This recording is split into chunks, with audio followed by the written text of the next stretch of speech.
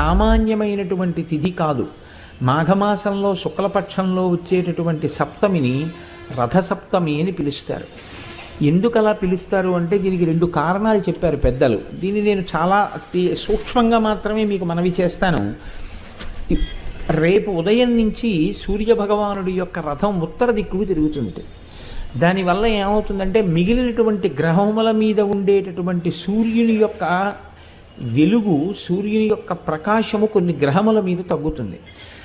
ఇంత పరమపుణ్యప్రదమైన ఉత్తరాయణ పుణ్యకాలంలో ఎటువంటి పాపములు చెయ్యకుండా ఉండగలిగేటటువంటి శక్తి మేధస్సుకి దేనివల్ల కలుగుతుంది అంటే, ఈ కాలమునందు చంద్రప్రకాశం చేత జిల్లేడాకు మీద ఉండేటటువంటి నూగులాంటిది రేగుపండు తలకి తగిలి బ్రహ్మస్థానమునందున్న వేడితో అది సంయోగాన్ని చెందితే రాబోయేటటువంటి కాలంలో వడదెబ్బ తగలకుండా కావలసినటువంటి శక్తిని